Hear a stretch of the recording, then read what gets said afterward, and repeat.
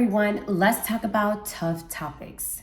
My name is Dr. Monica Gilbert. I am a doctoral level board certified behavior analyst, a licensed psychologist, and a licensed mental health counselor in the state of Florida.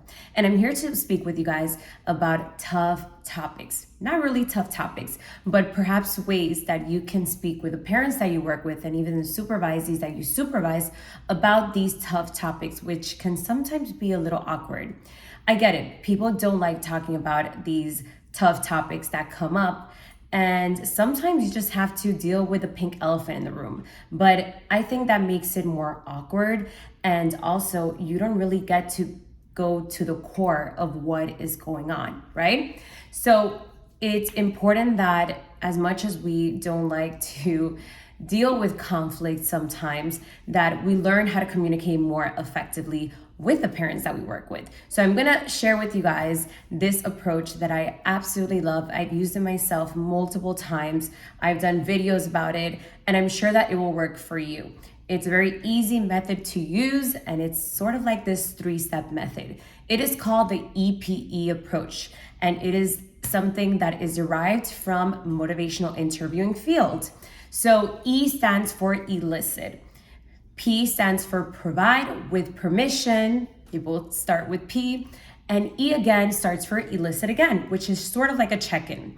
So let's say that you encounter a parent that tells you that they really don't understand why they have to meet with you for parent coaching if you are here to work with their child, right? So of course, once a parent tells us this, we get flooded with counter arguments. We know that it's important that we include parent training in our sessions because, well, first of all, it's easier to generalize than maintenance of behavioral change, right?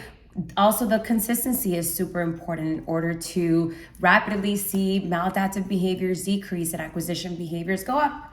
And multiple times as well, and I think this is straight across every state, it meets that medical necessity, right? So insurances will only fund ABA services if we are showing that we are billing for these parent training sessions or parent coaching sessions, as I like to call them.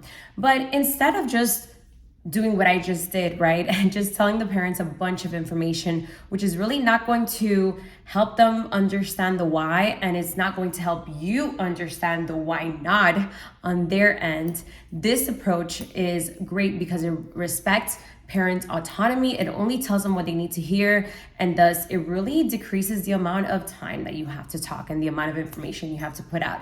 So again, going back to this parent that doesn't understand or perhaps is not into parent coaching sessions. So I would use the EPE approach this way. I would first ask E.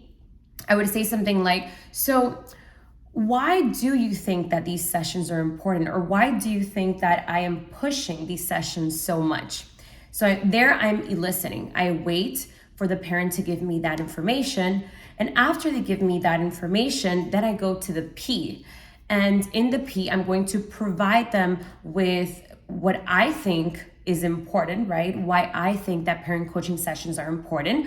But before I do that, I'm going to say something like, well, is it okay if I share a little bit about the importance of including parents in our ABA therapy sessions? And then once the parent gives you the okay, you provide a way. I start telling them, all of the importances of having them in our sessions.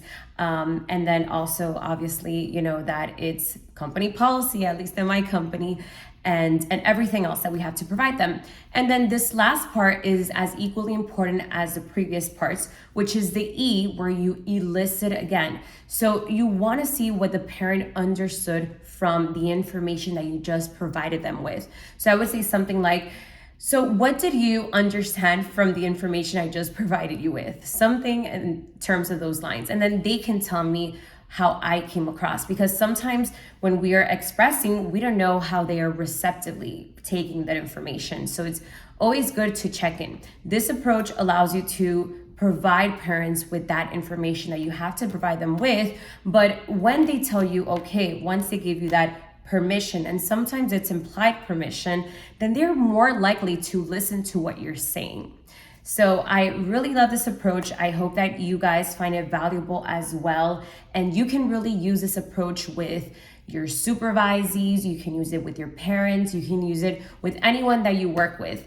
Comment below and let me know who you've used it with. And if you would like to learn about other techniques that are helpful in communicating more effectively with everyone around you. Thank you so much.